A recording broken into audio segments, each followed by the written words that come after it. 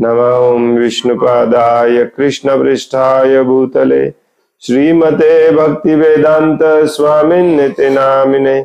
नमस्ते सारस्वती देवे गौरवाणी प्रचारिणे निर्विशेष शून्यवादी पाश्चात्य देशतारिणे। जय श्री कृष्ण चैतन्य प्रभु नित्यानंद श्री अद्वैत गदाधर श्रीवासादि गौर भक्त वृंद। हरे कृष्ण कृष्ण कृष्ण हरे हरे हरे राम राम राम हरे हरे। मुखं करोति वाचालं पंगुं लंघयते गिरिं यत्कृपातमहं वन्दे श्रीगुरुं दीनतारिणम्। हरे कृष्ण। श्रीमद् भगवद गीता जशी आहे तशी भाषांतर आणि तात्पर्य कृष्ण कृपामूर्ती श्री श्रीमद AC भक्तिवेदांत स्वामी प्रभुपाद यांच्याद्वारे आपण वाचत आहोत अध्याय 7वा आणि आज आपण वाचणार आहोत श्लोक नंबर 3 सॉरी 8वा अक्षर ब्रह्मयोग श्लोक नंबर 3 तिकडे ठेवा दे, तिकडे ठेवा, दार बंद करा। या किचन मध्ये येते इकडे।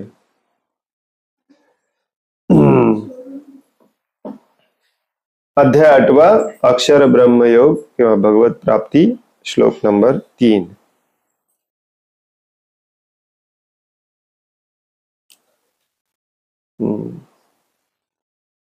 श्री भगवान उवाच अक्षरं ब्रह्म परम स्वभावोऽध्यात्म उच्यते भूतभावोद्भवकरो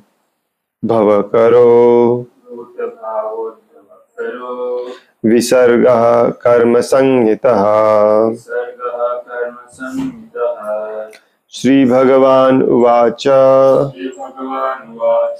अक्षरं ब्रह्म परमं स्वभावोऽध्यात्ममुच्यते भूतभावोद्भवकरो विसर्गः कर्म संहितः। श्री भगवान उवाच अक्षरं ब्रह्म परमं स्वभावोऽध्यात्ममुच्यते भूतभावोद्भवकरो विसर्गः कर्म संहितः।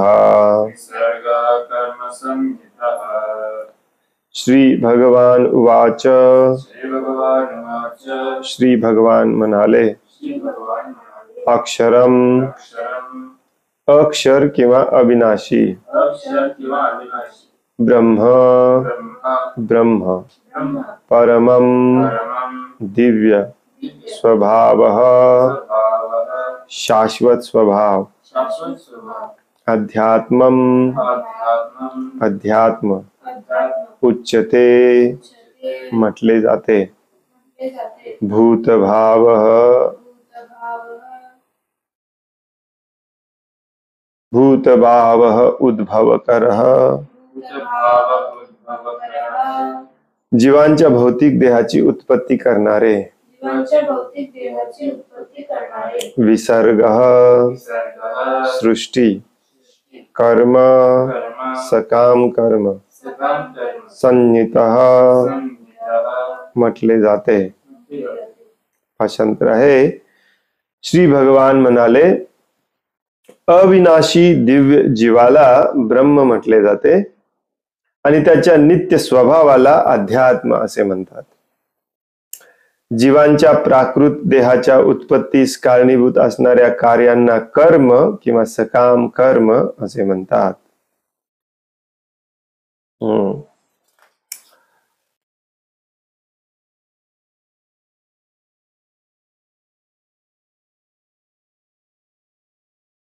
अर्जुन ने प्रश्न विचारला, काल आपण त्या प्रश्नावरती चर्चा केली.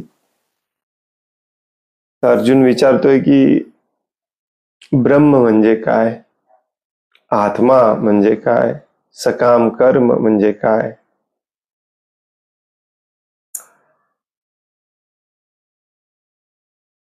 बहुतेक चुकले मराठी भाषांतर. फर्स्ट अर्जुनाने विचारले, हे पुरुषोत्तम भगवान, ब्रह्म म्हणजे काय, आत्मा म्हणजे काय, शुड बी अध्यात्म म्हणजे काय, सकाम कर्म. हा, सेल्फ. पण ब्रह्म आणि आत्मा सेम आहे. भौतिक सृष्टी म्हणजे काय, देवता कोण आहेत, सर्व यज्ञांचा अधिष्ठाता अधिपती कोण आहे, आणि तो या देहामध्ये कसा निवास करतो, आणि तुमच्या भक्तिमय सेवेमध्ये युक्त असलेले मृत्यू समयी तुम्हाला कसे जाणू शकतात. तर या श्लोक नंबर 3 आणि 4 मध्ये सगळ्याची उत्तरं देतात भगवंत. मृत्यू समयी कसं तुम्हाला जाणू शकतात, हे एक प्रश्न सोडून बाकी सगळ्याची उत्तरं देतात थोडक्यात एक एक वाक्यामध्ये. आणि बाकीचा सगळा अध्याय जो आहे हा शेवटच्या प्रश्नावरती आहे, मृत्यू समयी तुम्हाला जाणणे म्हणजे काय, का मृत्यू समयी तुम्हाला जाणलं पाहिजे, त्याच्याने काय होतं, किती महत्वाचं आहे. तर या तिसऱ्या श्लोकामध्ये भगवंत ब्रह्म म्हणजे काय, अध्यात्म म्हणजे काय आणि कर्म म्हणजे काय समजावून सांगतात, ची व्याख्या देतात. आणि पुढच्या 4थ्या श्लोकामध्ये प्रकृती म्हणजे काय, अधिभूत, देवता आणि भगवंत यांचा संबंध काय आहे, परमात्मा कोण आहे, कसा आहे, आणि यज्ञाचा अधिष्ठाता कोण आहे, हे सगळं सांगून टाकतात या 2 श्लोकामध्ये. जास्त झाले.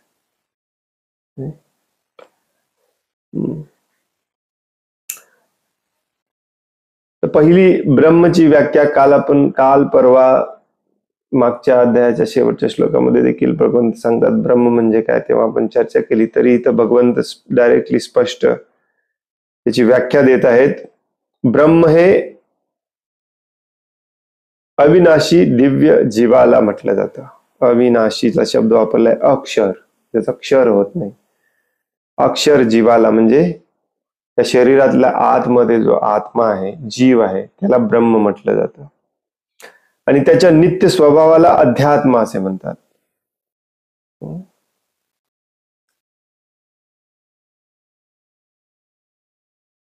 आणि तो आहे नित्य, अक्षर, अविनाशी, परंतु वेगवेगळं शरीर बदलतो. त्या शरीर बदलण्याला जे कारण आहे त्याला कर्म म्हटलं जातं किंवा सकाम कर्म म्हटलं जातं. तात्पर्य श्रील प्रभुपादांद्वारे, ब्रह्म हे अक्षर आणि नित्य आहे आणि त्याचे स्वरूप कधीच बदलत नाही. परंतु ब्रह्माहून परब्रह्म श्रेष्ठ आहे. जीवाला ब्रह्म म्हणून संबोधले जाते आणि भगवंतांना परब्रह्म म्हणून संबोधले जाते. प्राकृतिक जगतातील जीवांची अवस्था ही त्यांच्या मूळ स्वरूप अवस्थेहून भिन्न असते. भौतिक भावनेत प्रकृतीवर प्रभुत्व गाजवण्याचा प्रयत्न करणे हा त्याचा स्वभाव असतो. तथापि आध्यात्मिक किंवा कृष्ण भावनेत भगवंतांची सेवा करणे हाच त्याचा स्वभाव असतो. जीव जेव्हा प्राकृत अवस्थेत असतो तेव्हा भौतिक जगतात त्याला विविध शरीरे धारण करावी लागतात. यालाच कर्म किंवा भौतिक चेतनेच्या प्रभावाखाली झालेल्या बहुविध सृष्टीचा व्यापार असे म्हणतात. प्रभुपाद या पहिल्या पॅराग्राफ मध्ये ब्रह्म, अध्यात्म आणि कर्म समजावून सांगतात. या जीवाला ब्रह्म म्हटलेला आहे. तो नित्य आहे, अक्षर आहे, अविनाशी आहे. आणि त्याचा जो स्वभाव आहे, स्वरूप अवस्था आहे, म्हणजे पोझिशन जी त्याने धारण केलेली आहे, त्याला अध्यात्म म्हणतात. त्याचा ओरिजिनल स्वभाव आहे भगवंतांची सेवा करणे, परंतु तो जेव्हा दूषित होतो तेव्हा या भौतिक जगतामध्ये येतो. या भौतिक जगाला प्राकृत सृष्टी म्हटलेलं आहे, ते पुढच्या श्लोकामध्ये भगवंत समजावून सांगतात. आणि या भौतिक जगामध्ये मूळ अध्यात्म स्वरूप आपला विसरतो आणि भौतिक स्वरूप धारण करून इथे स्वामी प्रभू व्हायचा प्रयत्न करत असतो. आणि ह्या प्रयत्नामध्ये जे कर्म करतो त्याच्यामुळे त्याला वेगवेगळं शरीर बदलत राहावं लागतं. त्या कर्मांना, त्या कार्यांना कर्म म्हटलं जातं, सकाम कर्म म्हटलं जातं. हे बेसिक नॉलेज आहे. ऑलरेडी आपण बऱ्याचदा याच्यावरती चर्चा केलेली आहे, बऱ्याचदा हे रिपीट झालेलं आहे. तरी पण फ्रेश सांगतायत भगवंत अर्जुनाला, कारण अर्जुनाने तसा प्रश्न विचारला, कन्फ्यूज झाला होता अर्जुन. वेदांमध्ये जीवाला आणि ब्रह्म असे म्हणण्यात आले आहे. काहीतरी चुकलंय. वेदांमध्ये जीवाला आणि ब्रह्म असे म्हणण्यात आले आहे. काय आहे इंग्लिश मध्ये सेंटेन्स?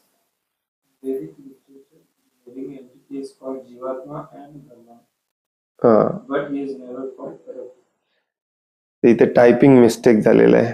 नवीन भगवद्गीतेत फिक्स केलेत की नाही माहिती नाही. वेदांमध्ये जीवाला जीवात्मा आणि ब्रह्म असे म्हणण्यात आले आहे. आत्मा आणि ब्रह्म हे दोन्ही शब्द वापरले जातात. ब्रह्म हा शब्द तेव्हाच वापरला जातो जेव्हा तो स्वतःची ओरिजिनल पोझिशन जाणतो. आत्मा पण तेव्हाच वापरला जातो, परंतु त्याला परब्रह्म कधीच म्हटलेले नाही. त्याला आत्मा म्हटलंय, ब्रह्म म्हटलंय, परंतु परब्रह्म कधीच म्हटलेले नाही. जीवात्मा विविध प्रकारच्या स्थिती धारण करतो. कधी कधी तो भौतिक प्रकृतीच्या अंधकारात विलीन होतो आणि जड तत्वांशी अर्थात अपरा प्रकृतीशी स्वतःचे तादात्म्य करतो. तर कधी कधी श्रेष्ठ परा प्रकृतीशी स्वतःचे तादात्म्य करतो. म्हणून जीवाला भगवंतांची तटस्थ शक्ती असे म्हटले जाते. तादात्म्य, तादात्म्य हा नवीन शब्द आहे आपल्यासाठी. तादात्म्याचा अर्थ असतो ओळख सांगणे, आयडेंटिटी, आयडी कार्ड. जसं आपण घरी असतो तेव्हा आईला कुणी विचारला हा कोण आहे, आई सांगते माझा मुलगा आहे. जेव्हा आपण कॉलेजमध्ये जातो तेव्हा शिक्षकांना कुणी विचारला हा कोण आहे, तर ते सांगतात हा माझ्या क्लासमधला विद्यार्थी आहे. आपली ओळख बदलते. जिथं आहे आपण त्या पद्धतीने आपली ओळख बदलते. जीव जेव्हा या भौतिक जगामध्ये येऊन भौतिक शरीर धारण करतो आणि भौतिक गोष्टींशीच आपली ओळख सांगायला लागतो. त्या शरीराशी संबंधित ओळख सांगायला लागतो, मी हे आहे, मी ते आहे. तर कधी कधी तो या भौतिक जगातून मुक्त होतो आणि आध्यात्मिक जगामध्ये आध्यात्मिक प्रकृतीशी स्वतःची तादात्म्य करतो, म्हणजे ओळख सांगतो. या भौतिक जगामध्ये त्याची ओळख काय आहे? मी हे सो अँड सो शरीर आहे आणि इथं स्वामी प्रभू व्हायचा प्रयत्न करत आहे. आध्यात्मिक जगामध्ये त्याची ओळख असते मी कोणी नाही, मी फक्त भगवंतांचा सेवक आहे. जीव देखील भगवंतांची एक शक्ती आहे. ही शक्ती कधी भगवंतांच्या परा प्रकृती किंवा आध्यात्मिक शक्तीच्या अधीन असते, तर कधी भगवंतांच्या या कनिष्ठ अपरा प्रकृतीच्या भौतिक प्रकृतीच्या अधीन असते. आणि हे दोन्हीकडे असू शकते. म्हणून या जीव ही जी भगवंतांची शक्ती आहे याला तटस्थ शक्ती म्हटलं जातं. तटस्थ म्हणजे बॉर्डरवर असलेला, कधी इकडे पडतो कधी इकडे पडतो. तर पुढे भगवंत समजावून सांगणार आहेत. जो इथे पडलेला असतो त्याला नित्यबद्ध म्हटलं जातं, जो भगवत धामामध्ये असतो त्याला नित्य सिद्ध म्हटलं जातं, त्याला महात्मा म्हटलं जातं, आणि इथे जो पडलेला आहे त्याला दुरात्मा म्हटलं जातं. हे सगळं पुढे भगवंत समजावून सांगणार आहेत.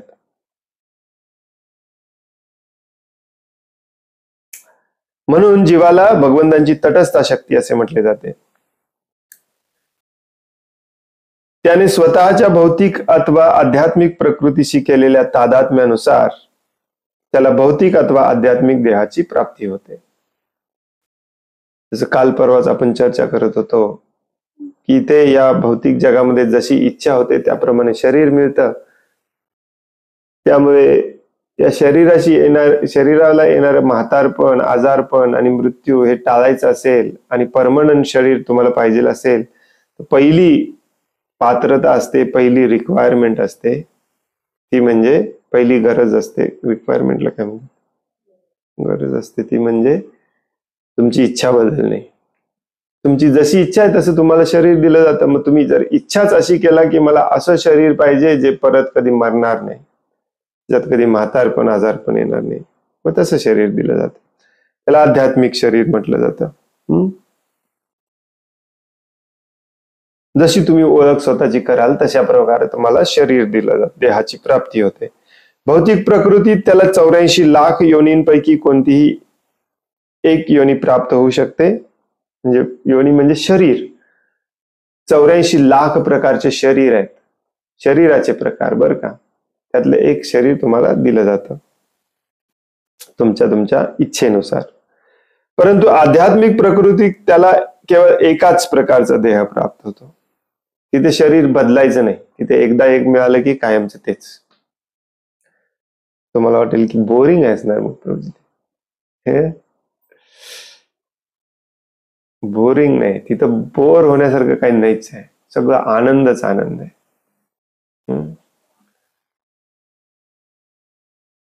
भौतिक प्रकृतीत त्याला आपल्या कर्मानुसार मनुष्य, देवता, पशु, पक्षी इत्यादी प्रकारचे शरीर प्राप्त होते.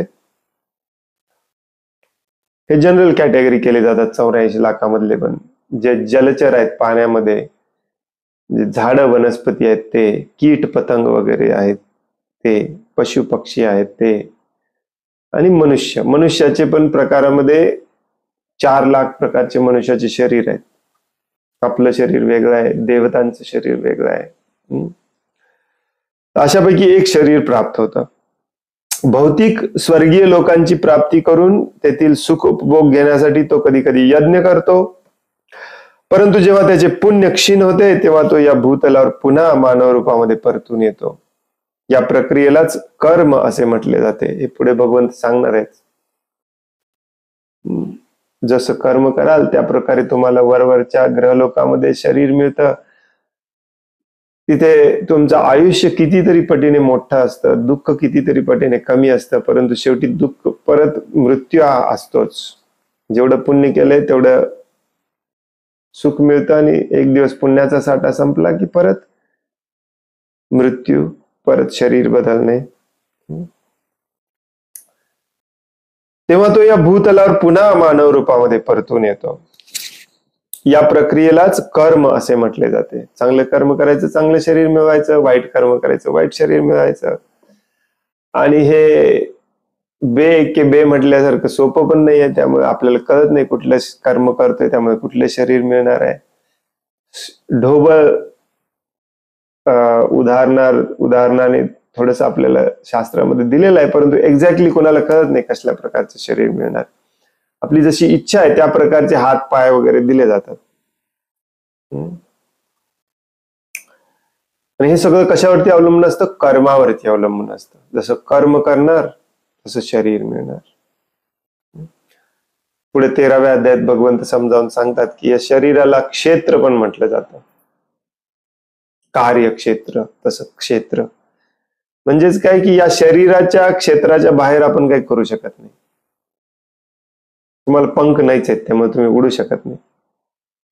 परंतु तुमचे कर्म सगळे उडायचे असतील तर पुढच्या जन्मामध्ये तुम्हाला पंख मिळतात. हे असं लॉजिक असतं त्याचं. कर्माने शरीर मिळतं म्हणजे काय? या शरीरामध्ये शक्य नाही तरी पण तो उगीच काहीतरी करत असतो. हवेत उडायचं, पाण्यात पोहायचं, उगीच सुंदर नटायचं, तटायचं, हे पाहिजे ते पाहिजे. कारण तो कधी खुश नसतो. या भौतिक जगामध्ये कधीच कुणीच समाधानी होऊ शकत नाही. कुठलंही शरीर मिळू दे त्याला पण वेगळ्या शरीरातलं पाहिजे असतं. मग आयुष्यभर ज्या शरीराबद्दल चिंतन करतो, ज्या इच्छांबद्दल चिंतन मनन करतो, मला असं पाहिजे, मला तसं पाहिजे, मला हे करायला पाहिजे, ते करायला पाहिजे, त्याच प्रकारचे तुम्हाला शरीर दिलं जातं. छांदोग्य उपनिषदामध्ये वेदोक्त यज्ञविधींचे वर्णन करण्यात आले आहे. यज्ञकुंडामध्ये 5 प्रकारच्या अग्नीमध्ये 5 प्रकारच्या आहुती दिल्या जातात. हे 5 अग्नी म्हणजे स्वर्गलोक, मेघ, पृथ्वी, स्त्री आणि पुरुष. आणि या 5 प्रकारच्या यज्ञाहुती म्हणजे श्रद्धा, चंद्रावरील भोक्ता, वर्षा, अन्न आणि वीर्य होय.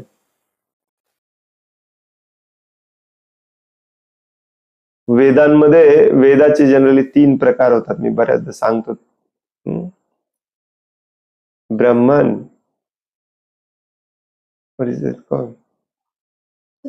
संहिता, अरण्यक आणि उपनिषद 4 प्रकार होते. वेदांमध्ये खूप डिटेलमध्ये दिलेलं आहे. कुठला यज्ञ करायचा, त्याच्याने कोण संतुष्ट होतो, मग त्याच्याने कुठल्या प्रकारचं तुम्हाला शरीर मिळू शकतं. तर यज्ञाला पण कर्मच म्हटलं जातं, यज्ञ कर्म.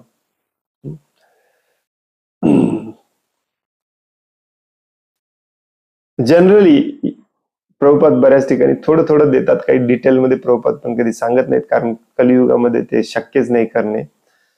जसं ब्रह्माजी जेव्हा जन्माला येतात तेव्हा त्यांना यज्ञ करायचा असतो, तेव्हा ते शोधत असतात की पुरोहित कुठे मिळणार, त्यांना पुरोहित मिळत नाही. ब्रह्माजी स्वतः शुद्ध गुणामध्ये असून देखील त्यांना पुरोहिताची गरज आहे. तिथे प्रभुपाद सांगतात की कोणत्याही यज्ञाला कमीत कमी 4 पुरोहितांची गरज असते. 4, चारी बाजूला 4 बसणारे 4 पुरोहित. एक मिळत नाही आपल्याला. मिळत नाही म्हणण्यापेक्षा एक परवडत नाही आपल्याला कलियुगामध्ये. त्याला पण आपण भाव करून घेऊन येतो. तो म्हणतो 5001, आपण म्हणतो 1001. अशा यज्ञाला काही अर्थ असतो का? जेव्हा जेव्हा या यज्ञाचा विषय निघतो तेव्हा तेव्हा मी तुम्हाला सांगणार, कारण हे खूप महत्वाचं आहे, लक्षात ठेवा. कलियुगामध्ये यज्ञ कोणताही आपण करू शकत नाही. तुमच्या घरात करायचं बंद करा. दुसरा कोणी तुम्हाला करायला भाग पाडत असेल त्याला स्पष्ट शब्दात सांगा, हे शक्यच नाही.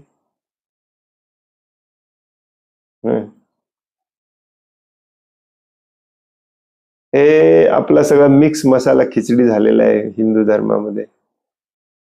वेदांमध्ये दिलेला आहे, ठीक आहे, परंतु कोण करणार? त्याला पुरोहित लागतात, ब्राह्मण लागतात, मंत्र कोण म्हणणार?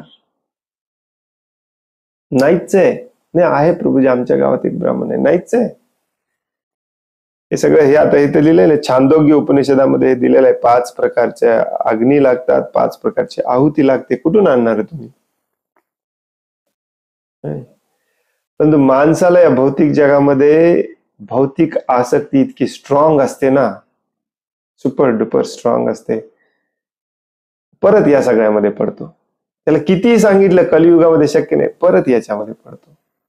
मग कारण काही काही बरेच सांगतो, नाही प्रभूजी आमच्या घरात परंपरा आहे, करावं लागतं हे आणि ते.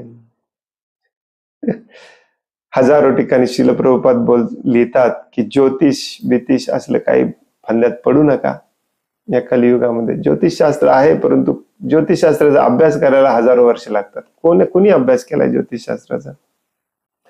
वास्तुशास्त्र सेम, परंतु आपले भक्त पडलेत त्याच्यामध्ये. आजच सकाळी मी बघितलं, श्रील प्रभुपादांचे शिष्य सांगा लागलेत ज्योतिष चार्ट बिर्ट काढून.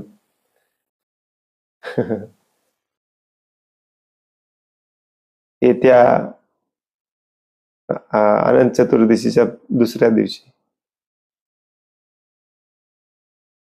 अमावस्या आहे का पौर्णिमा आहे?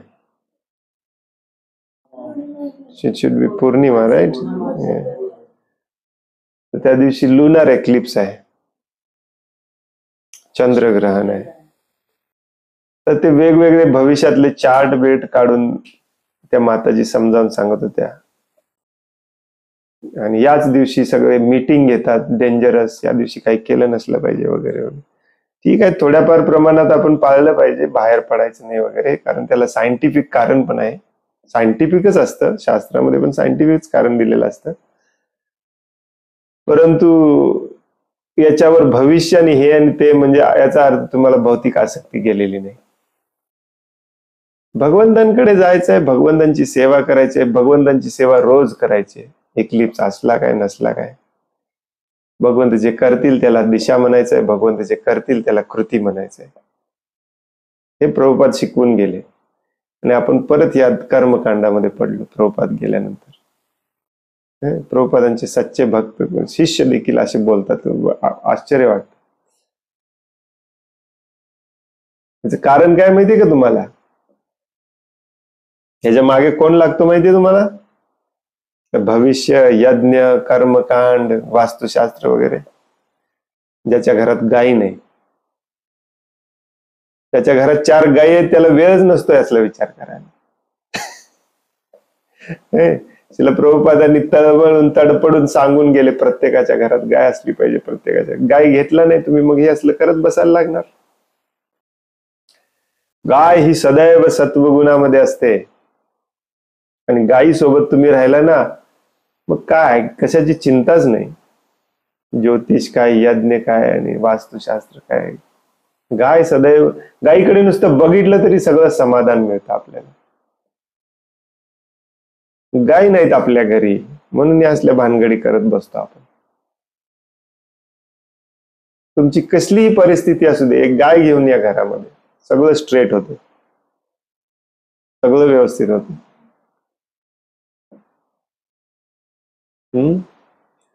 एनिवे, इथे प्रभुपाद सांगतात म्हणून यज्ञ करायला 5 अग्नी आणि 5 आहुती शोधायला जाऊ नका, हे थोडक्यात सांगितलंय प्रभुपादांनी. त्याला अभ्यास करायला पाहिजे अजून 100 वर्ष कसा करायचा यज्ञ. थोडक्यात कशासाठी सांगितलंय? हे असं करायचं असतं. आता कोण करणार, हो की नाही? वर्ड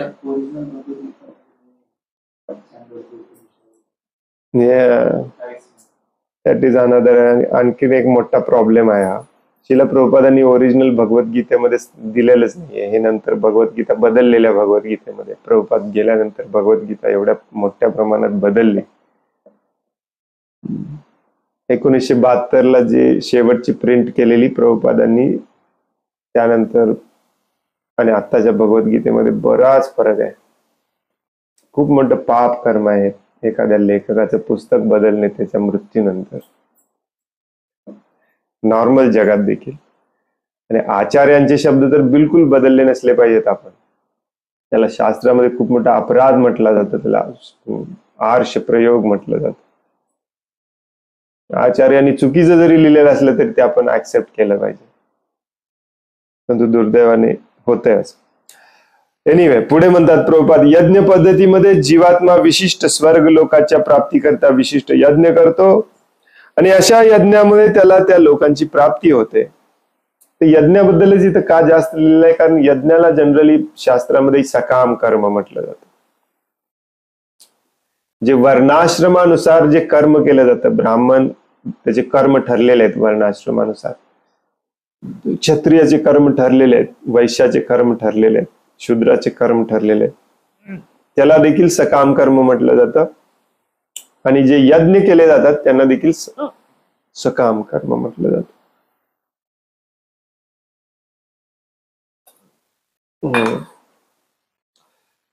तर बस वेगवेगळ्या प्रकारचे यज्ञ करून आपण वेगवेगळ्या प्रकारच्या सुख सुविधा, वेगवेगळ्या ग्रह लोकावरती जन्म वगैरे मिळवू शकतो. आणि मग ते यज्ञजन्य पुण्य क्षीण होते तेव्हा जीव पर्जन्याच्या रूपात पृथ्वीवर परतून येतो.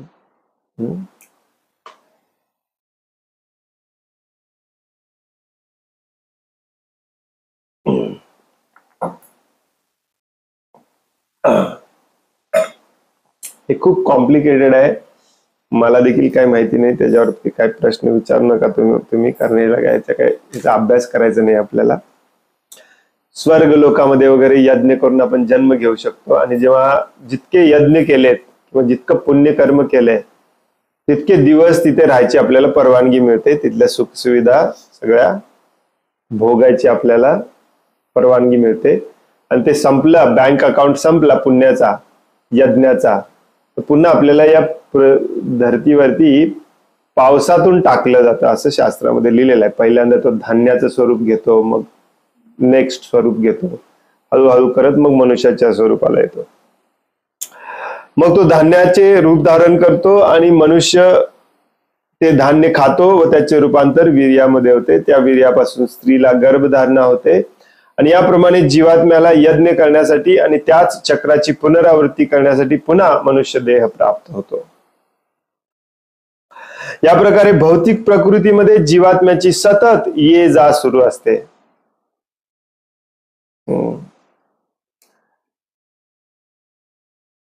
सहस्त्रयुग पर्यंतम याच अध्यायात आहे का श्लोक तो? हा, 17वा श्लोक आहे. 17व्या श्लोक या अध्यायाच्या 17व्या श्लोकाच्या पुढे 17, 18 या श्लोकांमध्ये हे परत एकदा डिटेलमध्ये सांगितलेलं आहे, कसं जन्म घेतो स्वर्ग लोकामध्ये आणि कसं पुन्हा येतो वगैरे. प्रभुपाद थोडक्यात इथे तात्पर्यामध्ये सांगतात आपल्याला.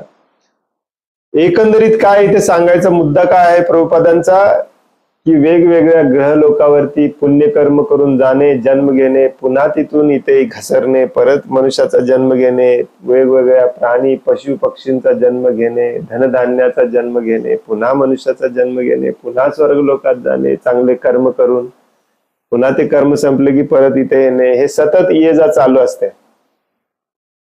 सततचा अर्थ रोज नाही, कारण स्वर्ग लोकामध्ये वगैरे खूप मोठं आयुष्य असते, ते आयुष्य संपलं की ते यायचं. परंतु भगवंतांच्या घड्याळाप्रमाणे बघितलं की हे सगळं चुटकी मारल्यासारखंच आहे. भगवंतांच्या घड्याळामध्ये ब्रह्मांड निर्माण करणे आणि ब्रह्मांड नष्ट करणे पण चुटकी मारल्यासारखंच आहे. येस.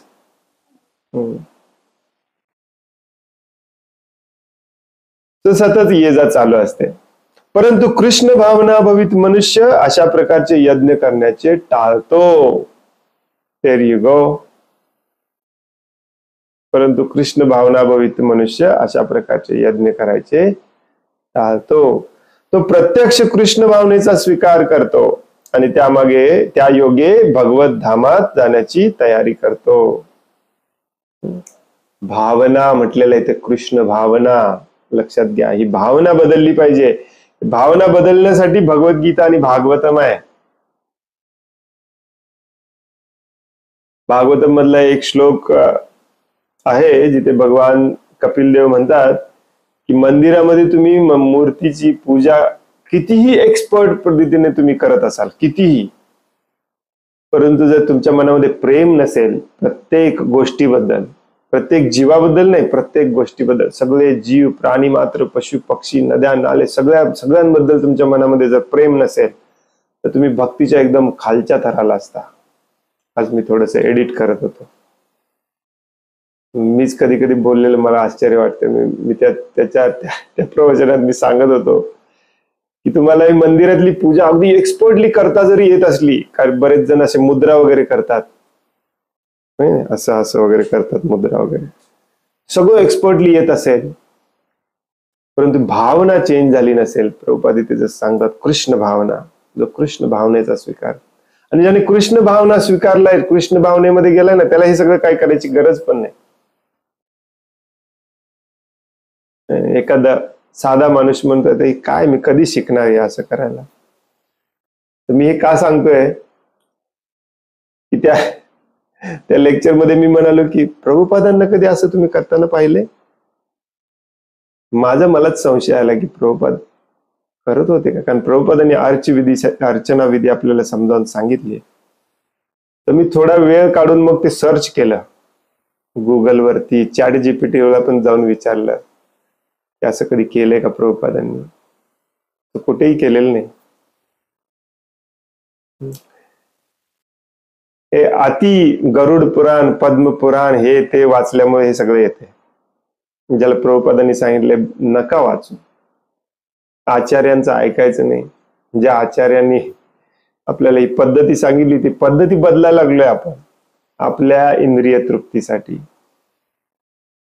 जे बंद करण्यासाठी ही सगळी प्रोसेस आहे त्याला परत याच्यामध्ये घुसवतोय.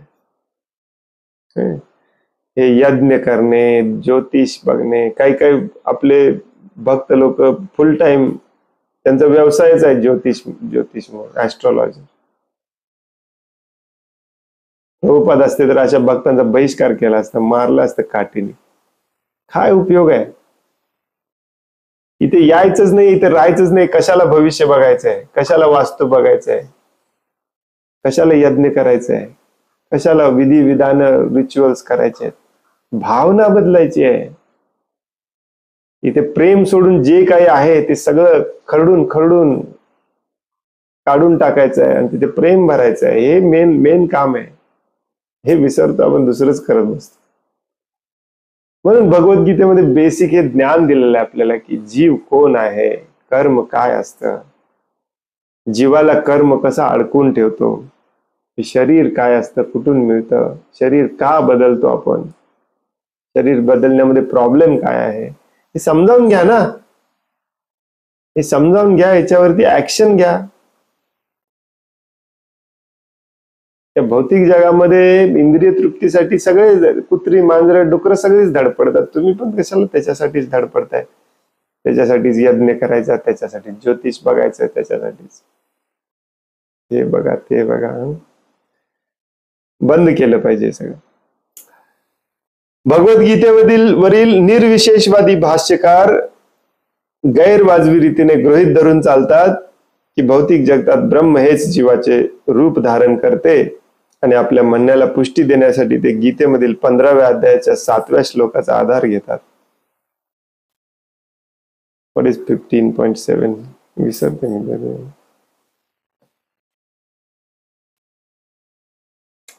जे निराकारवादी आहेत, निर्विशेषवादी आहेत, मजेची गोष्ट म्हणजे भगवद्गीतेचाच आधार घेऊन ते आपला निराकारवाद प्रूव्ह करत असतात.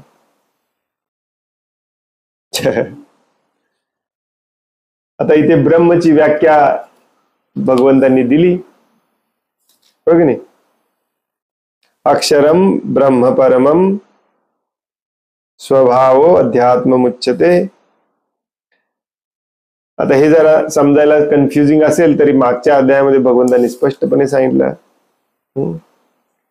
जरा मरण मोक्षाय मामाश्रित्य यतन्ति ये ते ब्रह्म तद्विदु कृत्स्नम. जे माझ्या आश्रयाखाली आहेत त्यांना ब्रह्म म्हणतो. निर्विशेषवादी शोधून काढतात की नाही आम्हीच ब्रह्म आहे.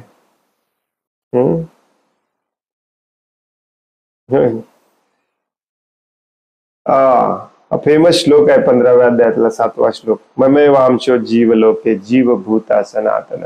भगवंत तिथे म्हणतात की सगळे जीव माझे अंश आहेत. ममे वांश, माझे अंश, जीवलोके जीवभूता सनातन, कायमचे माझे अंश आहेत.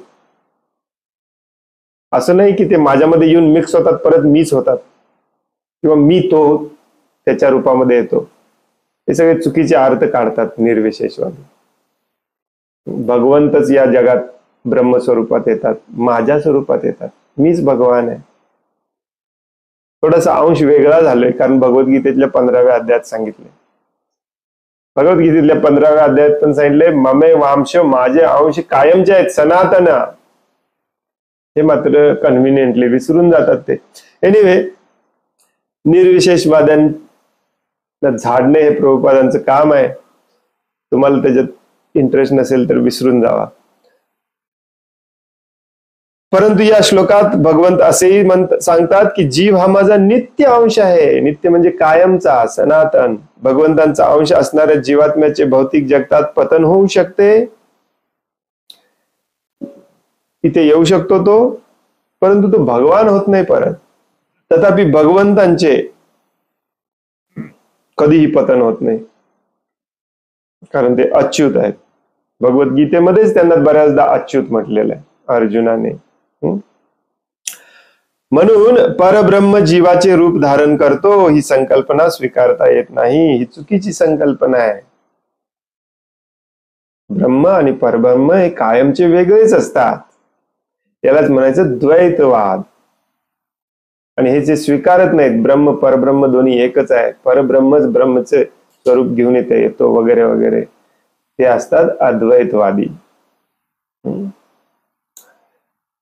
वेदांमध्ये ब्रह्म म्हणजे जीवात्मा आणि परब्रह्म म्हणजे भगवान यांच्यामध्ये भेद मानण्यात आला आहे, यांना वेगवेगळं सांगण्यात आलेलं आहे. ते आपण जाणणे आवश्यक आहे. प्रभुपाद मुद्दा म्हणून सांगतात ही गोष्ट, कारण भगवंत इथे ब्रह्मची व्याख्या सांगतात की ब्रह्म कोण आहे. नुसतं ब्रह्म मी ब्रह्म आहे जाणून काय उपयोगाचं नसतं, हे अर्धवट नॉलेज आहे. जनरली हे मायावादी देखील म्हणतात अहम ब्रह्मास्मी, मी ब्रह्म आहे जाणलं की संपलं. अहम अहम म्हणजे मी, ब्रह्म म्हणजे ब्रह्म, अस्मी म्हणजे आहे, अहम ब्रह्मास्मी. हे अर्धवट नॉलेज आहे. अहम ब्रह्मास्मी परंतु तो परम ब्रह्मास्मी, हे लक्षात ठेवलं पाहिजे. मी ब्रह्म आहे, तो परब्रह्म आहे. आणि हे पण अर्धवट नॉलेज आहे. या ब्रह्माचा त्या परब्रह्माशी संबंध काय आहे हे पण माहिती असलं पाहिजे.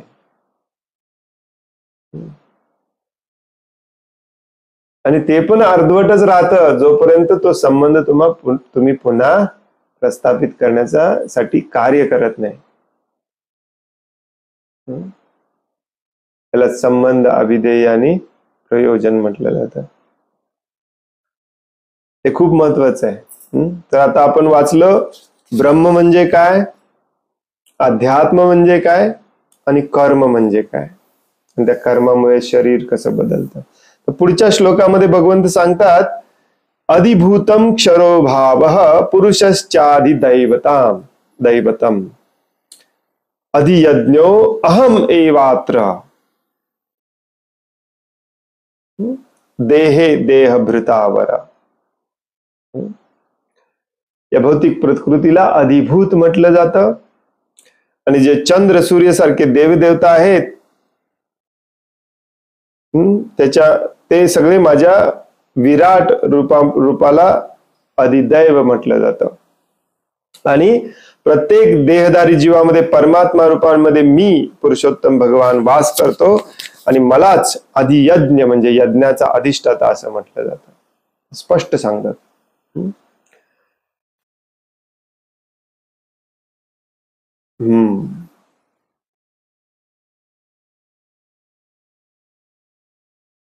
अर्जुनाला या श्लोकामध्ये म्हटलेलं आहे देहभृतांवर, म्हणजे देहधारींमध्ये श्रेष्ठ असलेला हे देहभृतांवर.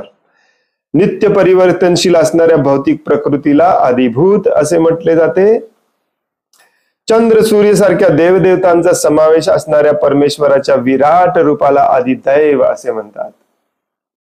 आणि प्रत्येक देहधारी जीवामध्ये परमात्मा रूपाने मी पुरुषोत्तम भगवान वास करतो आणि मलाच अधियज्ञ किंवा यज्ञाचा अधिष्ठाता असे म्हणता येते, म्हटले जाते. वेगवेगळ्या स्वरूपात हे आपण ऑलरेडी चर्चा केलेली आहे, त्यामुळे मी पटकन तात्पर्य वाचून घेतो. भौतिक प्रकृती सतत बदलत असते. भौतिक देहामध्ये सामान्यतः 6 स्थित्यंतरे होतात. हे भौतिक प्रकृती म्हणजे संपूर्ण जगत देखील आणि आपलं शरीर देखील भौतिक प्रकृतीच आहे.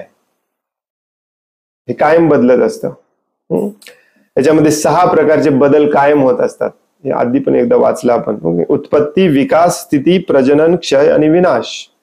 निर्माण होतं, मोठं होतं, वाढतं, एका लेवलला बराच वेळ राहतं, त्यानंतर आपले वेगळं काहीतरी निर्माण करतं आणि मग नंतर हळूहळू कमी होतं आणि नष्ट होतं. हे 6 बदल याच्यामध्ये घडतात, आपल्या शरीरामध्ये पण या प्रकृतीमध्ये पण. या भौतिक प्रकृतीला अधिभूत असे म्हणण्यात येते. विशिष्ट काळी तिची उत्पत्ती होते, विशिष्ट काळी तिचा लय होतो. देवदेवता आणि त्यांच्या ग्रह लोकांचा समावेश असणाऱ्या भगवंतांच्या विराट रूपाच्या संकल्पनेनाच आदिदैवत असे म्हणतात. हे भगवद्गीतेमध्ये डिटेलमध्ये दिलेलं नाहीये, परंतु भागवतामध्ये अगदी डिटेलमध्ये दिलेलं आहे. तुम्हाला वाचायचं असेल तर तुम्ही वाचू शकता. 2ऱ्या स्कंदामध्ये आहे. हे भगवंतांचं जे शरीर असतं पूर्ण, त्या शरीरामध्ये ब्रह्मांड कसं बसवलेलं आहे,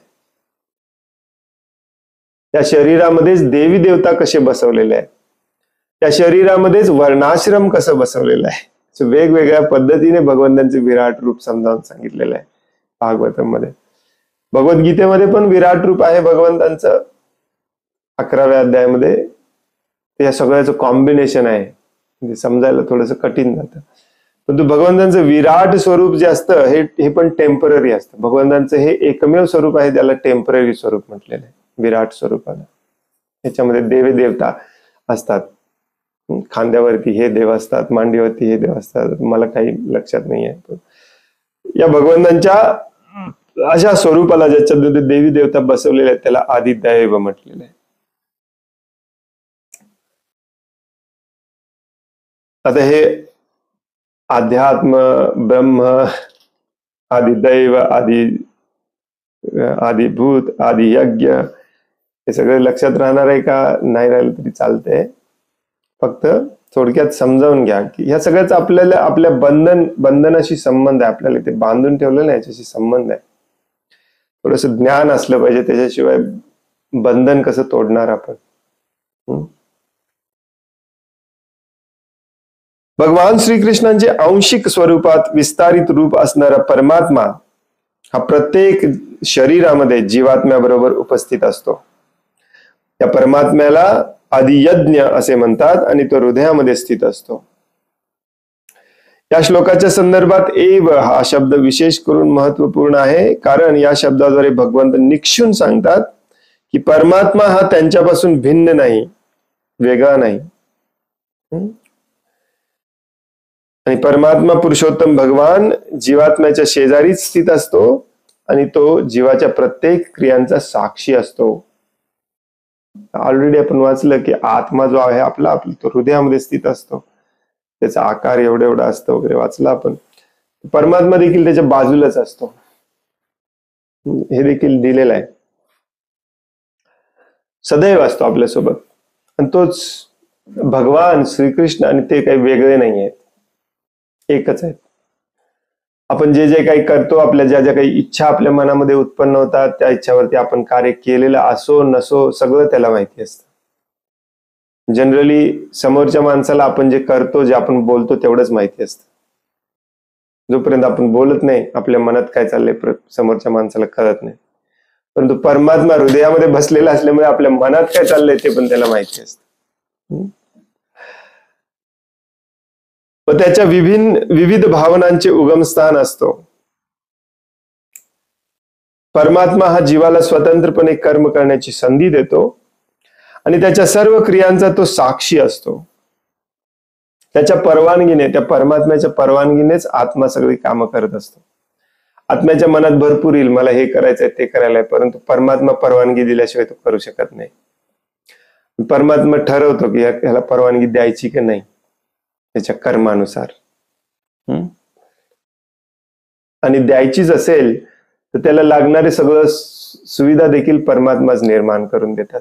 आपण स्वतः काही करू शकत नाही. आणि त्यामुळे आपण जे काही करतो ते तो पाहत पण असतो. मॅक्झिमम वेळेला 99.99, आता कलियुगामध्ये 100% वेळेला परमात्मा जे आपल्याला सांगतो त्याला आपण धुडकारून लावतो आणि म्हणतो की नाही, मला जे करायचं तेच मी करणार. अशा वेळेला परमात्मा फक्त हातावर हनवटी ठेवून बघत बसलेला असतो. परंतु ते सगळं लक्षात ठेवतो तुम्ही काय करताय ते. भगवंतांच्या या विविध अभिव्यक्तींचे कार्य हे भगवंतांच्या दिव्य प्रेममयी सेवेमध्ये युक्त असणाऱ्या विशुद्ध भक्ताला आपोआपच स्पष्टपणे समजते. जेव्हा त्या परमात्मा जो बसलेला आहे ना बघत, त्याच्याकडे तुम्ही पाठ फिरवून बसली, स्वतःची इंद्रिय तृप्ती करत आहात, त्याच्याकडे परत बघून जर तुम्ही म्हणाला की तुम्ही सांगा तेच मी करतो, तर त्याला म्हणायचं भक्ती, भक्तिमय सेवा. अशा भक्ताला तो परमात्मा देखील समजतो, त्याने सांगितलेले उपदेश आदेश पण समजतात, सगळ्याचा साक्षात्कार होतो. आता आपल्याला कळत नाही, त्यामुळे आपण हे जे वाचतोय त्याच्यावरती फक्त विश्वास ठेवायला पाहिजे. म्हणजे खरोखरच असतो का हो परमात्मा, आम्हाला कधी जाणवला नाही. तो जाणवतो, तो दिसतो देखील जर तुम्ही त्याच्याप्रमाणे ऐकायला लागला तर. विशुद्ध भक्ताला आपोआपच स्पष्टपणे समजते. भगवंतांच्या महाकाय विराट रूपाचे आदि दैवताचे ध्यान नवसाधकाद्वारे केले जाते, कारण भगवंतांच्या परमात्म्या रूपाचे ध्यान करण्या इतपत नवसाधक उन्नत झालेले नसतात. आणि यासाठीच नवसाधकांना भगवंतांच्या विराट रूपाचे विराट पुरुषाचे ध्यान करण्याचा सल्ला देखील दिला जातो. या विराट पुरुषाचे चरण म्हणजे पाताळ लोक आहेत, त्याचे नेत्र म्हणजे चंद्र सूर्य आहेत आणि त्याचे शीर्ष म्हणजे उच्चतर ग्रह लोक आहेत. हे सगळं भागवतामध्ये खूप डिटेलमध्ये दिलेलं आहे. आणि हे भागवतम मध्येच सांगितलेलं आहे, 2ऱ्या स्कंदाच्या 1ल्या अध्यायापासूनच, की तुम्हाला बिलकुल भगवंतांवर विश्वास नसेल, श्रद्धा नसेल, नास्तिक असाल, तर अशा व्यक्तीला पहिल्यांदा भगवंतांच्या विराट रूपावर ध्यान करायला सांगितलं जातं, ज्याच्यामध्ये ही सगळी सृष्टी येते, सगळं येतं. आणि त्याला दिसतं ना, कमळाचं फुल त्याला दिसतं, मग तो जाणू शकतो की हे सुंदर फुल कोण बनवू शकणार आहे. नद्या, पर्वत सगळं त्याला दिसतं. मग त्यात मध्ये श्रद्धा, विश्वास निर्माण झाल्यानंतर, दृढ झाल्यानंतर मग हृदयामध्ये असलेल्या परमात्म्यावर त्याला ध्यान करायची त्याची पात्रता निर्माण होते. मग त्याला त्याचा सल्ला दिला जातो. आणि मग शेवटी भगवान स्वरूपावरती ध्यान करायला, भगवान स्वरूपाची भक्तिमय सेवा करायला त्याला शिकवलं जातं.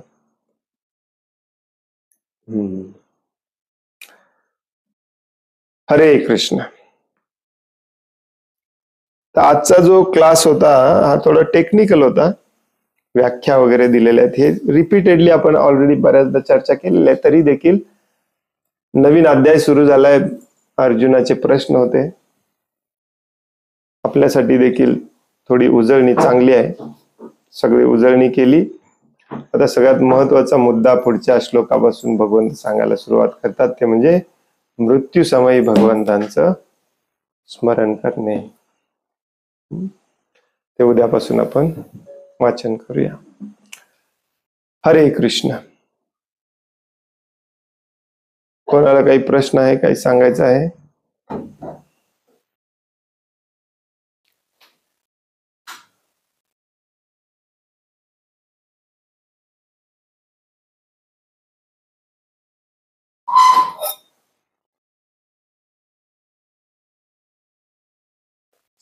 हरे कृष्णा प्रभुजी, दंडवत प्रणाम. लता माताजीने हरे कृष्ण दंडवत प्रणाम.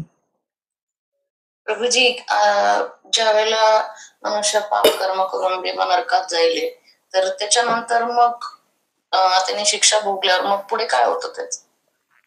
मग त्याला नवीन शरीर दिलं जातं.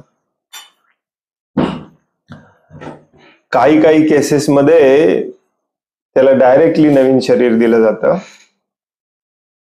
परंतु बऱ्याच केसेस मध्ये त्याला पहिल्यांदा नरकात नेलं जातं, त्याला यातना दिल्या जातात, दंड दिले जातात.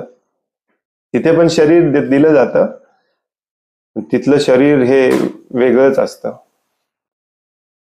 लवकर संपत नाही जोपर्यंत यमराज ठरवत नाही.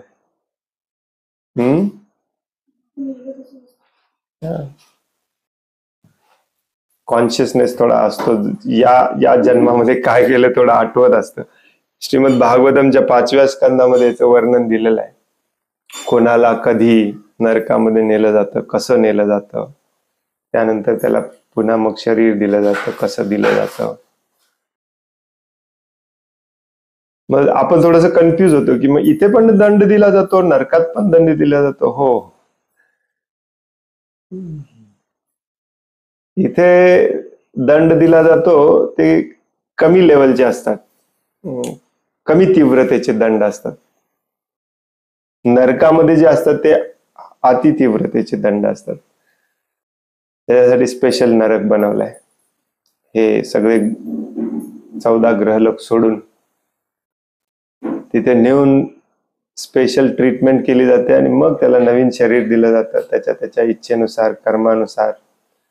त्या शरीरात पण तो दंड भोगतो थोड्याफार प्रमाणामध्ये. हे सगळं यमराज ठरवतात कितपत दंड त्याला तिथं द्यायचं आणि कुठलं शरीर द्यायचं, मग त्या शरीरामध्ये कितपत दंड द्यायचं. स्पेशल ऑथॉरिटी दिलेली आहे यमराजांच्याकडे.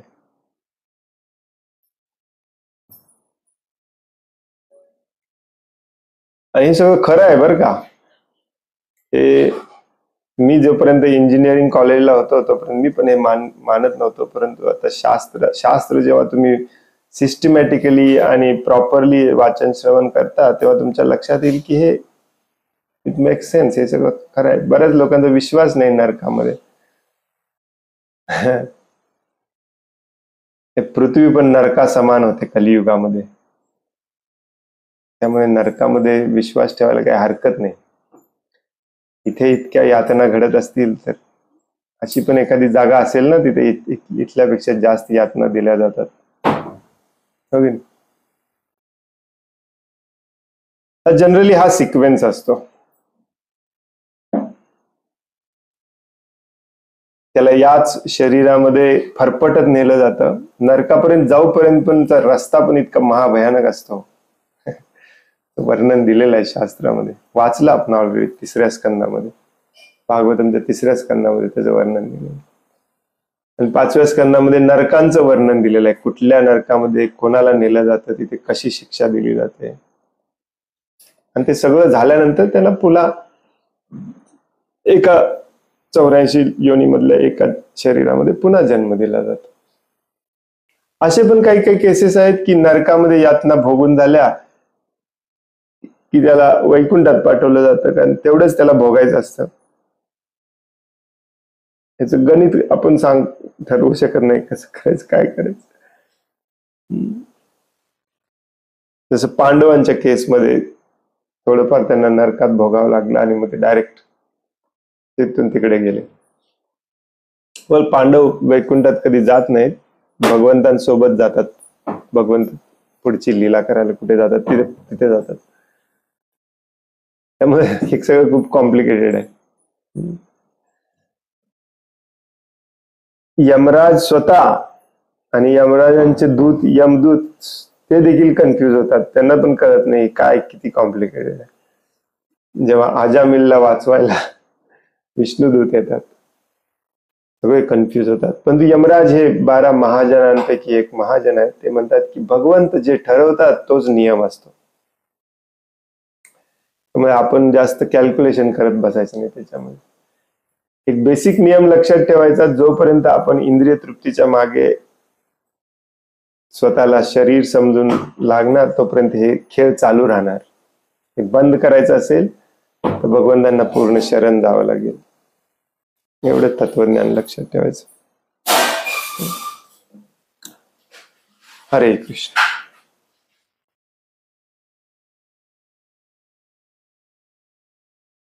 अजून एक प्रश्न आहे प्रभूजी.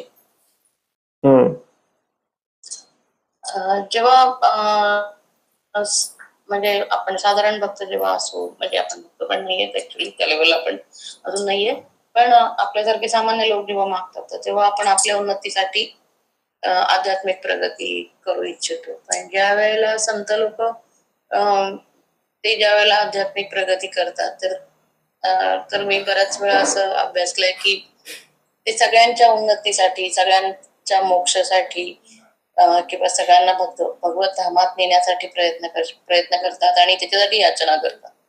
मग तरी सुद्धा आपण बघतो की हे जेवढे संत वगैरे होऊन गेले ते सगळे लोक एकटेच गेले, असं कोणी आपल्याला दिसत नाही की त्यांच्या बरोबर ह्यांना सुद्धा वैकुंठात म्हणजे असं कुठल्या याच्यामध्ये उदाहरण पण नाही. म्हणजे नाही शास्त्रांमध्ये असं कुठेही उदाहरण नाही सापडत की यांच्या बरोबर, या संतांबरोबर हे लोकांनाही वैकुंठात जायला मिळालं, असं काही उदाहरण का नाही सापडत? नाही, कारण हा जो मार्ग आहे तो प्रत्येकाचा एकट्याच आहे. आणि तुम्ही जे सुरुवातीला म्हणाला त्याच्यामध्ये थोडेसे तुम्ही चुकला की हे संत आणि नॉर्मल असा काही प्रकार नसतो.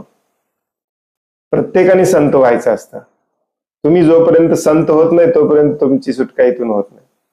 नॉर्मल माणूस कधी जात नसतो भगवत धामामध्ये. संत व्हावंच लागतं, महात्मा व्हावंच लागतं.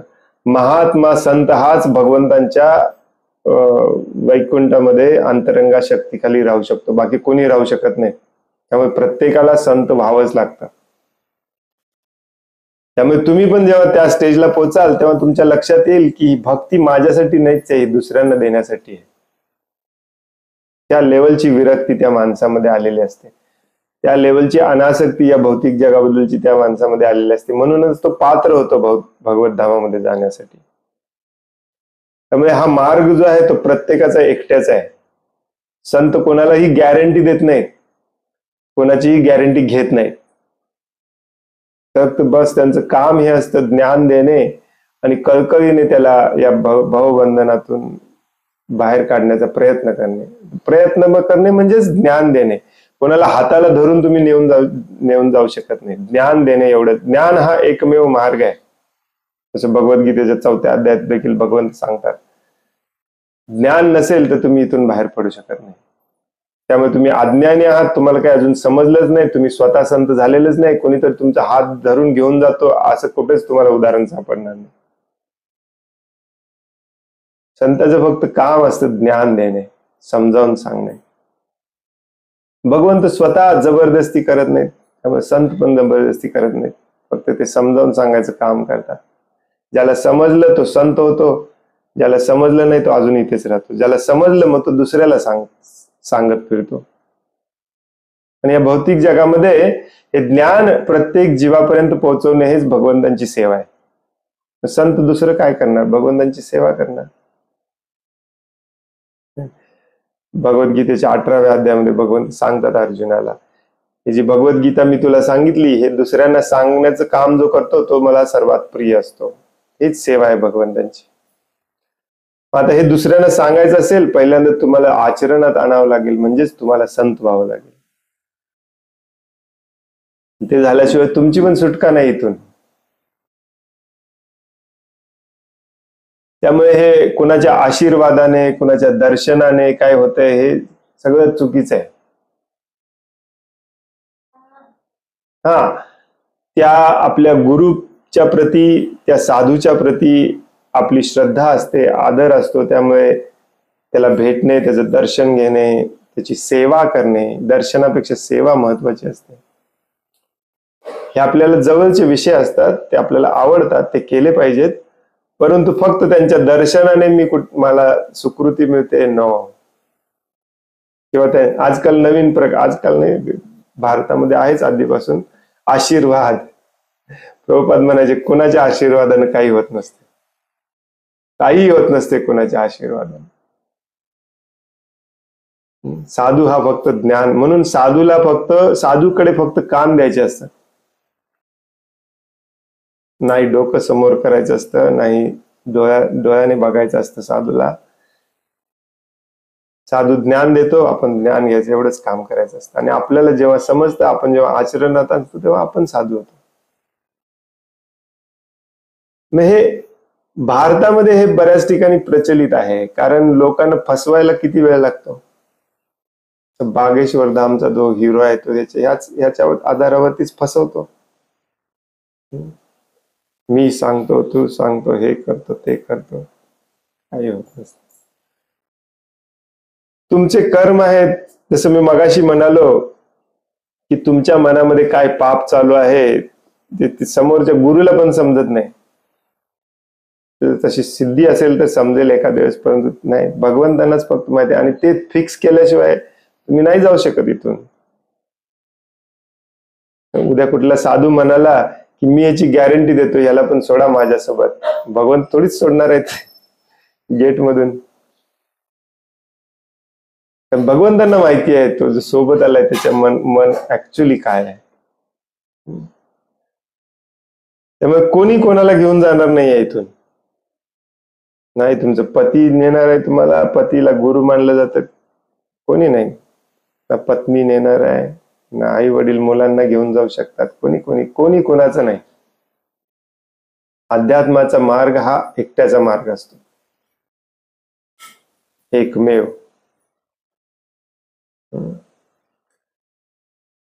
हरे कृष्ण. हरे कृष्ण प्रभुजी, दंडवत प्रणाम. हरे कृष्ण. आवाज येतोय प्रभुजी? Yes yes. ऍक्च्युली प्रभुजी, मी घरात आहे आणि it was told to me की not to attend your lectures, so I'm speaking in this way. I wanted to ask you one question regarding actually from some few days, as I was not feeling well, and still I was doing my sadhana, but at my home it was told to me not to do sadhana, just to focus on the last year. I'm really feeling so heavy-hearted that how should I do all the things, like they're opposing me to eat onion garlic, they're forcing me to eat non-veg. So but it is really difficult to deal with this situation. Like I'm crying right now. Just wanted your help or any guidance. Like what should I do right now? It's really difficult situation. I know how should I express to you, but yeah, it is. Please. या तेवढंच difficult आहे, उत्तर देणं पण तेवढंच difficult आहे. आई वडील जेव्हा मुलांना फोर्स करतात वाईट कर्म करायला, मांस खायला, कांदा लसूण खायला वगैरे, किंवा चांगलं का, कलियुगाचं लक्षण आहे. शिला प्रभुपाद सांगायचे, आई वडील एक वेळ मान्य करतील मुलगा गोव्याला गेलेला, परंतु वृंदावनला गेलेला आवडत नाही त्यांना. चांगलं काम करत असेल तर आवडत नाही, कारण भौतिक जगातल्या भौतिक झगमगाटीने, भौतिक उद्देशाने ते प्रेरित असतात, त्यांना खरं ज्ञान नसतं. अशा वेळेला मुलांनी काय केलं पाहिजे? मुलांनी काय केलं पाहिजे अशा वेळेला? समजावून सांगायचा प्रयत्न केला पाहिजे, परंतु तुम्ही आश्रित असता, आश्रयाखाली असता, त्यामुळे काही गोष्टी तुम्हाला त्यांच्या मान्य कराव्या लागतील.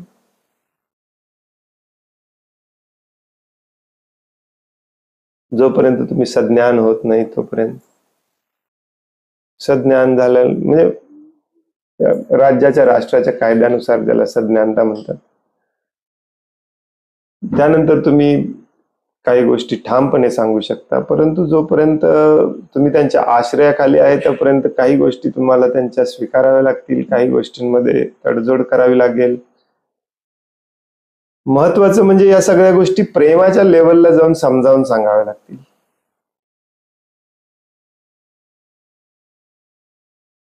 कारण आई वडिलांना कोणालाच असं नको असतंय की माझ्या मुलांना दुःख होईल. तुम्ही त्यांना समजावून सांगू शकता की माझं सुख याच्यामध्ये आहे, तुम्ही याला नको का म्हणताय.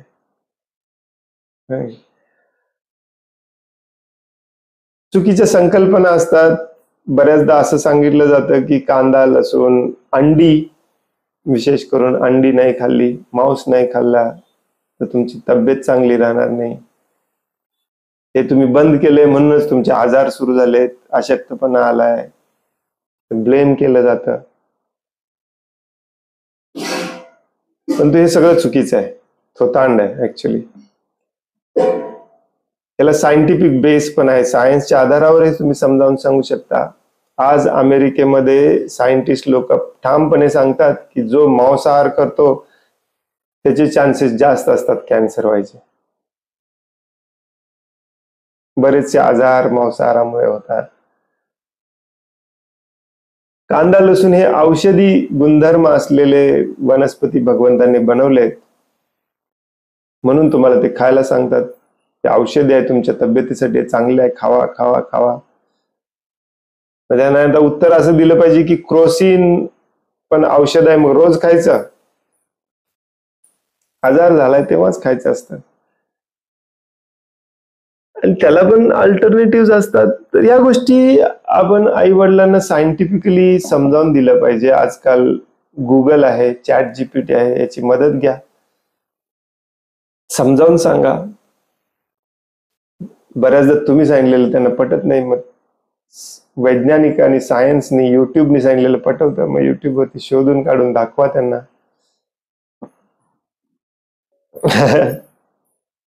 आणि मुळात आई वडिलांना हे समजलं पाहिजे, तुमचे वडील आई वडील ऐकत आहेत की नाही माहिती नाही, नंतर तुम्ही त्यांना ऐकू पण शकता, माझी काही हरकत नाही आहे, लपून छपून काही सांगण्यासारखं यात नाही आहे.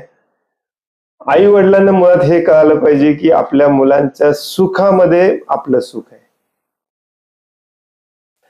त्याला जबरदस्तीने पुश करण्यामध्ये किती धोका आहे, किती दुःख आहे हे कळत नाही त्यांना ऍक्च्युली. 18 वर्षाच्या मुलांना असे प्रॉब्लेम्स बघितलेत मी की त्याला काही कारणच नाही. माझी बायको डॉक्टर आहे, बरेचसे केसेस असे येतात तिच्याकडे. डोक्याला हात लावून बसलेले असतात. मग मी मी कधी कधी मी त्याच रूम मध्ये काम करत बसलेलो असतो, मी ऐकत असतो, मला राहवत नाही, मग मी बोलतो. मी म्हणतो ह्याचं सगळ्याचं मेन कारण आहे, किती टेन्शन देताय त्याला तुम्ही बिचाऱ्याला, किती स्ट्रेस लेवल बघा त्यांचा. हे करायचं, ते करायचं, हे असं जायचं, ते ही परीक्षा, हे ते ते ते हे ते ते. पूर्वीची माणसं, आई वडील इतकी प्रेमाने भरलेले असायची, ते म्हणायची की शाळा गेली खड्ड्यात, माझे मुलगा माझी मुलगी सुखी समाधानी जगला पाहिजे. समाधानात खरं शांततेत सुख आहे, समाधानात सुख आहे. या वडिलांचं स्वप्न असतंय माझा मुलगा किंवा माझी मुलगी टेनिस प्लेअर व्हायला पाहिजे, त्याला जबरदस्तीने टेनिस मध्ये घालतात, आणि ती खेळत असते तेव्हा पण मागून ओरडत असतात, तिकडे जाऊन शॉट मारा, चुकले. तुम्हाला करायचं तर तुम्हीच करा ना. बिचारे 18-20 वर्षाच्या मुलांवर का तुम्ही टेन्शन घेता एवढं मोठं? त्याला जीवन जगू द्या. भौतिक दृष्ट्या पण ह्यात अध्यात्माचा काही संबंधच नाही. दुर्दैवाने हे सगळीकडे चालू आहे, कारण जसजशी एक पिढी पुढे जाईल तस तसं अध्यात्माचं ज्ञान कमी होतं. खूप वाईट अवस्था आहे, खूप वाईट अवस्था आहे. 2-3 दिवस जरा आम्ही इथे कोकणामध्ये एक गौरी गणपतीचा डान्स असतो ना, गौरीचा डान्स करतात ना, मंगळागौर बायका डान्स करतात ना, स्त्रिया, ते इथे कोकणात रोज करतात. गौरीलाच फक्त करत नाही, रोज करतात गणपतीच्या पहिल्या दिवसापासून.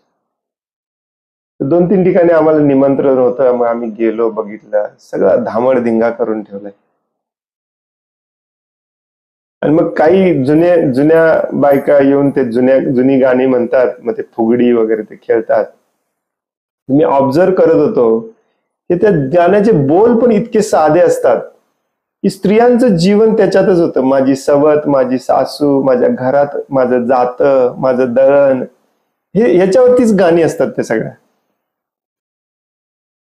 आता काही लोकांना हे ऑप्रेसिव्ह वाटेल, हे आमचं काय जीवन त्यातच बांधून ठेवलंय काय, परंतु तुम्ही विचार करा किती सुखदायक होतं. तर त्याच्या बाहेरचं टेन्शनच नव्हतं त्यांना,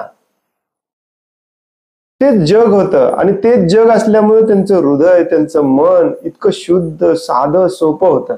साधं हृदय असते ना, साधं जीवन असते ना, त्याचं मन पण साधं असते. आणि त्याचं जीवन साधं असल्यामुळे, मन साधं असल्यामुळे त्याच्या जीवनामध्ये सुख खूप असते, आनंद खूप असतो.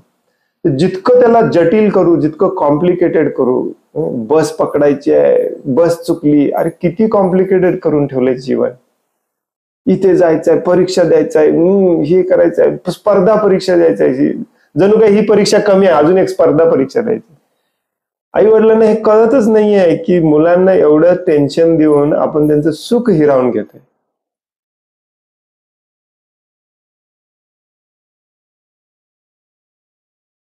का? अरे आईने वडिलांनी छाती ठोकून सांगितलं पाहिजे की माझी मुलगी अशीच राहिली तरी चालेल, परंतु मला तिला सुखी बघायचं, समाधानी बघायचं. 12वी 10व्या नापास झाली तरी चालेल, नाही गेली तरी चालेल, हसत खेळत घरात राहिली पाहिजे. याला प्रेम म्हणतात. हे कसलं आहे प्रेम? हेच केलं पाहिजे, तेच केलं पाहिजे. अरे तुमच्या महत्वाकांक्षा त्यांच्याकडून कशाला पूर्ण करून घेताय तुम्ही? मी विचार करत होतो, एवढे सिंपल गाणी लिहितात, त्या सिंपल गाणीवरती सिंपल डान्स करतात, हेच आहे जीवन यांचं.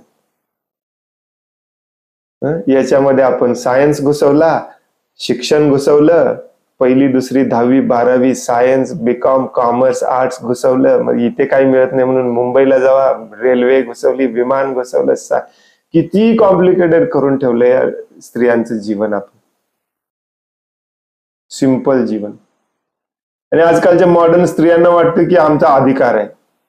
अरे कसला अधिकार? तुमच्याच पतनाचं काम तुम्हीच होताय, याचा कसला आलाय अधिकार?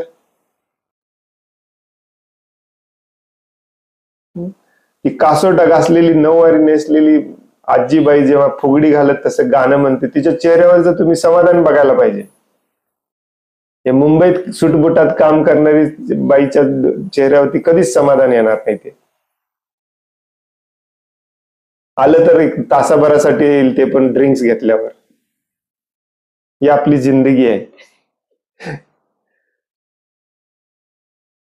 आणि मला विशेष आश्चर्य वाटते म्हणजे मुलीच्या बाबतीत तरी कशाला एवढा अट्टहास करायचा. ठीक आहे, मुलांना एक टेन्शन असतं, घर चालवायचं असतं, त्यांना काहीतरी कुठेतरी जाऊन पैसे कमवायचे असतात, थोडंफार त्यांना ज्ञान, समाज व्यवहार याचं ज्ञान लागतं.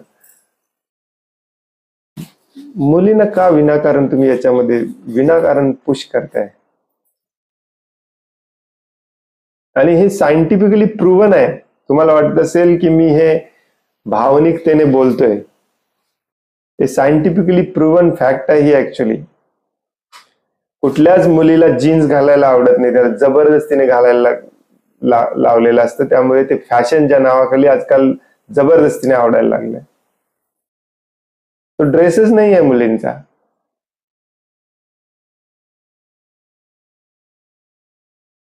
मी बऱ्याचदा हे सांगतो बघा, मुली कुठल्याही नातेवाईकांच्याकडे इकडे तिकडे गेल्या, तिथं लहान बाळ असेल नुकतं जन्मलेलं, मुली पहिल्यांदा तिकडे जातात ओलोलोलो करत, मुलं जात नाहीत. का? कारण त्यांच्या डीएनए मध्ये आहे ते. जबरदस्तीने आपण त्यांना दुसरं बनवायचं. मग एखाद्या वस्तूला, व्यक्तीला जबरदस्तीने जे नाही ते त्याच्यावरती पुश करायचा प्रयत्न केला तर प्रेशर, टेन्शन, स्ट्रेस हे येणारच. आणि त्या प्रेशर, टेन्शन, स्ट्रेसमुळेच आपलं आरोग्य बिघडतं. अंडी, कांदा, लसूण न खाल्ल्यामुळे बिघडत नाही आरोग्य. दुनियाभरचं खायला द्या टेन्शन, स्ट्रेस खाली असलेल्या माणसाला, तो कधीच बरा होणार नाही. काजू, पिस्ता, अक्रोड, काय वाटेल ते सगळं आणून द्या, त्याचे हार्मोन्सच त्याचे इम्बॅलन्स आहेत, कारण त्याचं स्ट्रेस, टेन्शनच या लेवलला आहे. हो की नाही? कशाला एवढा अट्टहास करायचा? आणि हे प्रॉब्लेम कसा आहे बघा, मुली हा स्वभावतः लाजाळू असतात. त्यांना आपण शाळेत घालतो आणि लाज सोडायला सांगतो. शाळा शिकवते त्यांना, हा तुम्ही पण स्टेजवर जाऊन बोलू शकता, तुम्ही पण ह्याच्यात भाग घेऊ शकता, तुम्ही पण त्याच्यात भाग घेऊ शकता. ते लहानपणी काय कळत नाही, ते घेतात भाग.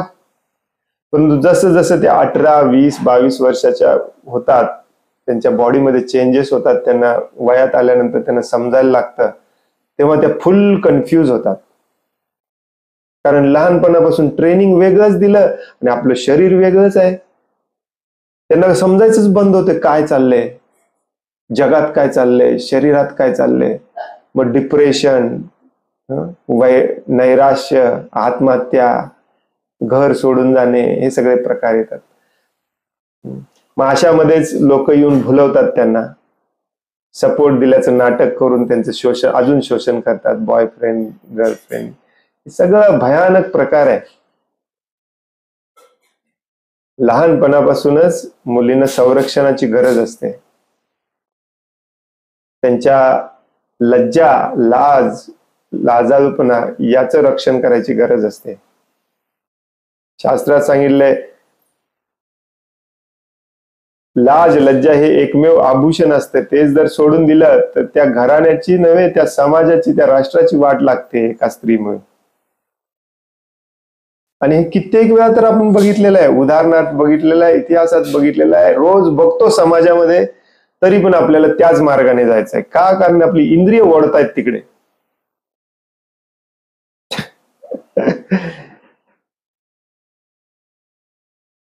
इंद्रियांचं ऐकणारे सगळे असेच करणार.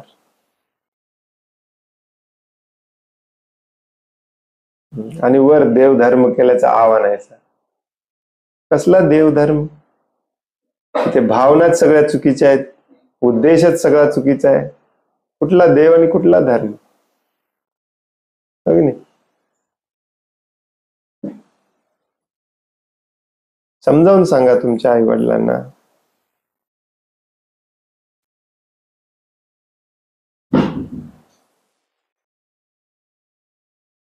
एवढं पण काय अवघड नसतं ऍक्च्युली.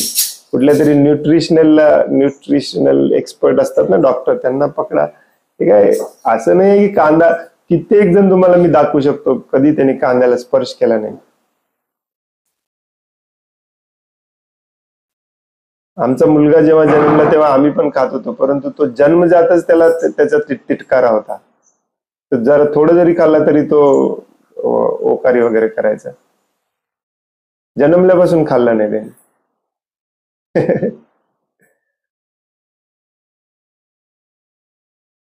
अशी कित्येक उदाहरणं आहेत.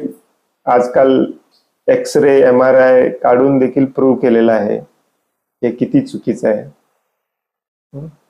शेतकरी लोक कांदा लसूण अशा ठिकाणी लावतात जिथे त्यांना पिकाचं संरक्षण करायचं असतं, त्याच्या वासाने दुसरे येत नाहीत म्हणून. मग आपण कशाला खातो असली घाणेरड्या गोष्टी.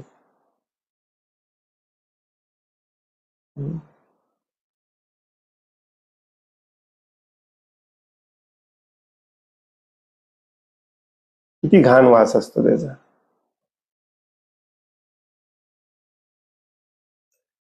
असं थोडंफार प्रमाणामध्ये समजावून सांगा, त्याच्याशिवाय दुसरा पर्याय नाही. तुम्ही त्यांच्या आश्रयाखाली राहता, थोडंफार त्यांचं पण तुम्हाला ऐकलं पाहिजे, परंतु समजावून सांगत राहिलं पाहिजे.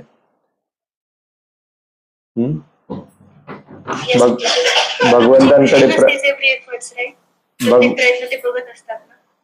भगवंतांकडे प्रार्थना करा, भगवंत तुम्हाला नक्कीच मदत करतील. धैर्य पण ठेवा, धीरज पण ठेवा. असं नाही आहे की भगवंतांकडे प्रार्थना केली उद्या सकाळी तुम्हाला मदत करतील. तुमचे कर्म आहेत तेवढे भोगावे लागणार, मग मदत करतील. तुमची तीव्रता बघतील प्रार्थनेतील आणि मग मदत करतील.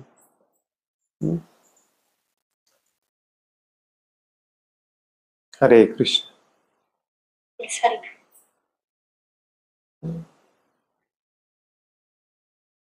खूप खूप धन्यवाद. वांछा कल्पतरोभयश्च कृपा सिंधुभ्य एव च पतितानां पावनेभ्यो वैष्णवेभ्यो नमो नमः. अनंत कोटि वैष्णव वृंद की जय. वैष्णव ठाकुर शिल प्रभुपाद की जय. भगवद गीता जशी आहे तशी की जय. हरे कृष्ण. धन्यवाद. हरे कृष्ण.